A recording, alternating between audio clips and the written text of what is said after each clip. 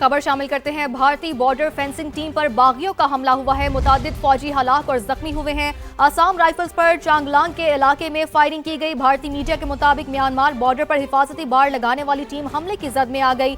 Assam rifles की border fencing team पांगसाओ पास के इलाके में बॉर्डर पिलर 172 के करीब निशाना बनी। मकामी इत्तलात के मुताबिक कम अज कम 4 भारतीय फौजी हलाक और मुतादिद जख्मी हुए हैं। KMS के मुताबिक जख्मी एहलकारों को तिब्बी इमदाद के लिए अस्पताल मुंतकिल कर दिया गया है, जबकि नागा अलहदगी पसंद ग्रुप ने हमले की जिम्मेदारी भी कबूल कर ली है। भारतीय फौज ने इलाके में सर्च और सिक्योरिटी ऑपरेशन शुरू कर दिया है। भारतीय मीडिया के मुताबिक चांगलांग जिला माजी में भी शोर्स और भारतीय फौज के बागियों से झड़पों का मरकज रहा है। भारत म्यांमार बॉर्डर फेंसिंग मंसूबे पर मकामी आबादी की शदीद मुखालफत। KMS के मुताबिक सरहदी बाड़ का मकसद नागा शनाख्त को खत्म करना है। मकामी आबादी का एहतजाज भी किया गया है। भारतीय सिक्योरिटी फोर्सेज नागालैंड में 800 से ज्यादा अफराद को हलाक कर चुके हैं। आपको अपडेट करते चले इस खबर से मुतालिक। भारतीय बॉर्डर फेंसिंग टीम पर बागियों का हमला, मुतादिद फौजी हलाक और जख्मी हुए हैं। आसाम राइफल्स पर चांगलांग के इलाके में फायरिंग की गई है, जबकि म्यांमार बॉर्डर पर हिफाजती बाड़ लगाने वाली टीम हमले की जद में आ गई है। तो आपको इस हवाले से अपडेट कर रहे हैं। मकामी इत्तलात के मुताबिक कम अज कम 4 भारतीय फौजी हलाक और मुतादिद जख्मी हुए हैं। जख्मी एहलकारों को तिब्बी इमदाद के लिए अस्पताल मुंतकिल कर दिया गया है।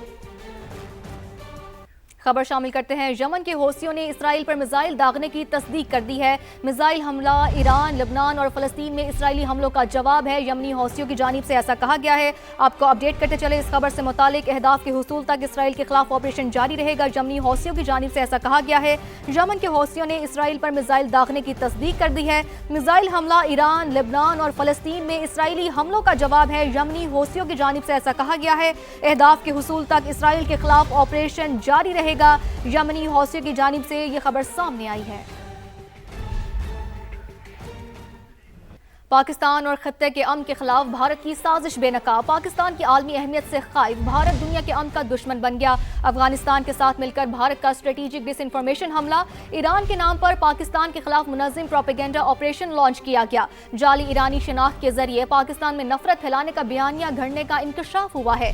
INN ईरान न्यूज़ और ईरान TV जैसे गोस्ट एक्स अकाउंट्स के डिसइंफॉर्मेशन फैलाई गई, जबकि पाकिस्तान पर अमेरिका के लिए तेल तरसील का झूठा इल्जाम लगाकर नफरत अंगेज प्रोपेगेंडे को बुनियाद फराहम की गई। ईरानी शनाख्त रखने वाले दर्जनों अकाउंट्स भारत और अफगानिस्तान से ऑपरेट किए जा रहे हैं। पाकिस्तान के खिलाफ मसनूई ईरानी रद्द-ए-अमल अफगानिस्तान से ऑपरेट अकाउंट्स के जरिए फैलाया गया।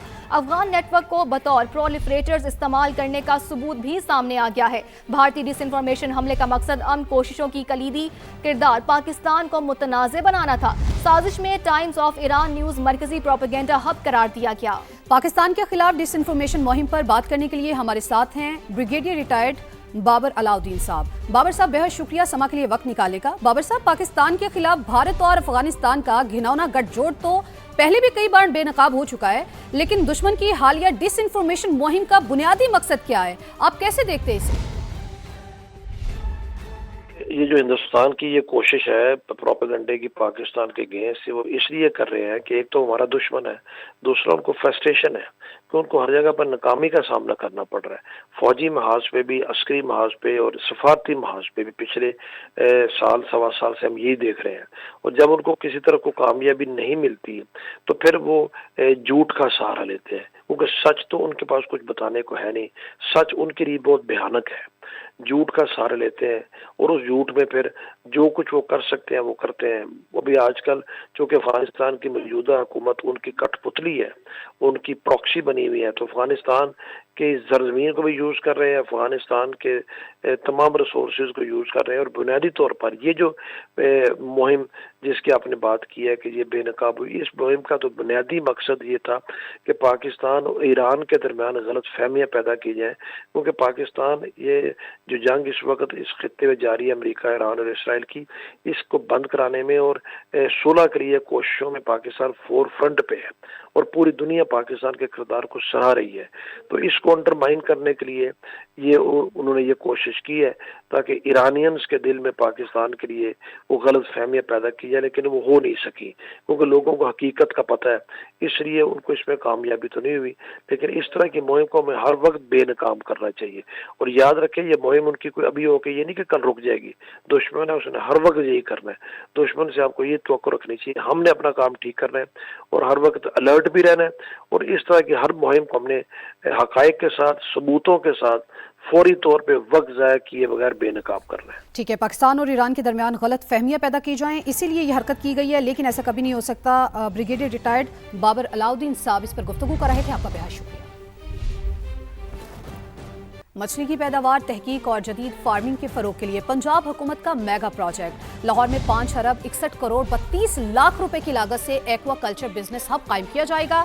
मजीद बात करते हैं, अब्बास नकवी ने हमें ज्वाइन किया है। अब्बास, इस हवाले से अपडेट कीजिएगा। जी देखिए, मछली की पैदावार के हवाले से पंजाब हुकूमत ने बड़ा फैसला किया है और तहकीक और जदीद फार्मिंग के फरोग के लिए पंजाब हुकूमत ने इस प्रोजेक्ट के हवाले से एक्वा कल्चर बिजनेस हब कायम करने का फैसला किया है। इसके लिए मंसूबे की लागत जो है 5 अरब 61 करोड़ 32 लाख रुपए मुकर्रर की गई है और 26 माह की मुद्दत में मुकम्मल होगा और दिसंबर 2027 तक जो है इसको मुकम्मल कर लिया जाएगा। मंसूबे का मकसद अंदरूनी मुल्क मछली की जदीद और पायदार पैदावार को फरोग देना है। एक मजबूत जदीद एक्वा कल्चर मरकज कायम करना है जहाँ तहकीक, तरबियत, पैदावार और अमली मुजाहरे की एक ही जगह पर दस्तयाब होंगे। इसके साथ साथ इस इक़दाम से न सिर्फ मछली के बीज, सीड की पैदावार में इजाफा होगा बल्कि जदीद टेक्नोलॉजी के जरिए बेहतर मियार की पैदावार भी यकीनी बनाई जा सकेगी, जबकि इसके साथ साथ एडमिनिस्ट्रेटिव ब्लॉक की तामीर की जाएगी जिसमें लाइब्रेरी, म्यूजियम, लेबोरेटरीज, ऑडिटोरियम, दफातर, स्टाफ रूम और दीगर सहूलियात भी शामिल होंगी। ठीक है, मंसूबे को 26 माह में दिसंबर 2027 तक मुकम्मल किया जाएगा। अब्बास, बहुत शुक्रिया आपका।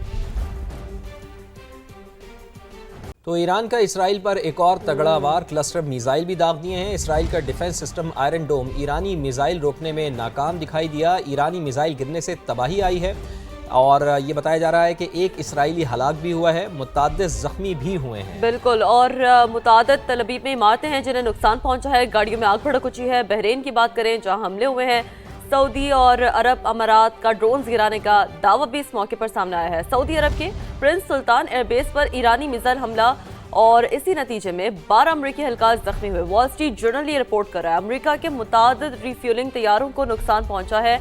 अमरीकी अखबार ये रिपोर्ट कर रहा है और बेस पर मौजूद अमरीकी तैयारे जुज़वी तौर पर मुतासर भी हुए हैं। तो ये रिसेंट डेवलपमेंट्स है जो सामने आ रही है। इसराइल और अमेरिका के भी ईरान पर हमले जारी है, यानी कि सिचुएशन बढ़ती जा रही है और ज़्यादा जो है वो गंभीर होती जा रही है। तेहरान और इस्फहान पर शदीद बमबारी हुई है, मुतअद्दिद अफराद के जख्मी होने की भी इतलात मौसूल हुई है। महराबाद एयरपोर्ट की बात करें जिसके करीब भी धमाकों की इतलात है, कुछ विजुअल्स हम भी आपको दिखा रहे हैं।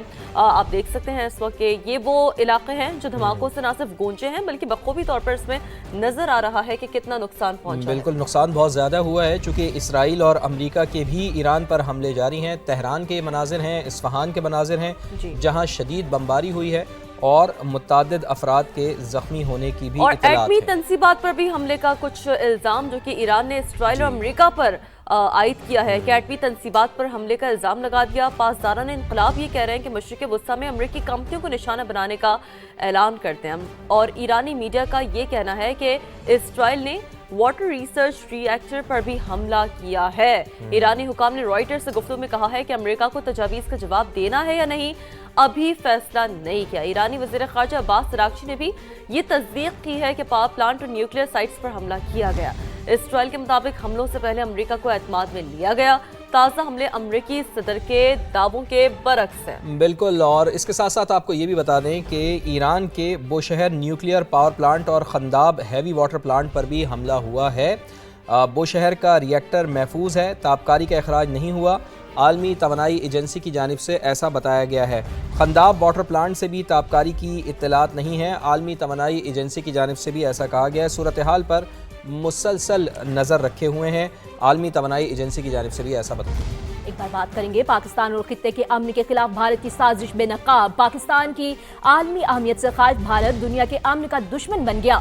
अफगानिस्तान के साथ मिलकर भारत का स्ट्रेटेजिक डिसइंफॉर्मेशन हमला मशरिक़ वुस्ता में अमन की पाकिस्तानी कोशिशों को सुबताज करने का खतरनाक मंसूबा। ईरान के नाम पर पाकिस्तान के खिलाफ मुनज़्ज़म प्रोपेगेंडा ऑपरेशन लॉन्च किया गया। जाली ईरानी शनाख्त के जरिए पाकिस्तान में नफरत फैलाने का बयानिया गढ़ने का इंकशाफ हुआ। INN, ईरान न्यूज़ और ईरान टीवी जैसे गोस्ट अकाउंट्स से डिसइंफॉर्मेशन फैलाई गई है। पाकिस्तान पर अमेरिका के लिए तेल तरसील का झूठा इल्ज़ाम लगाकर नफरत अंगेज प्रोपेगेंडे को बुनियाद फराहम की गई। ईरानी शनाख्त रखने वाले दर्जनों अकाउंट्स भारत और अफगानिस्तान से ऑपरेट किए जा रहे हैं। पाकिस्तान के खिलाफ मसनूई ईरानी रद्द-ए-अमल अफगानिस्तान से ऑपरेट अकाउंट्स के जरिए फैलाया गया। अफगान नेटवर्क को बतौर प्रोफाइलर्स इस्तेमाल करने का सबूत भी सामने आ गया है, जबकि भारतीय डिसइंफॉर्मेशन हमले का मकसद अमन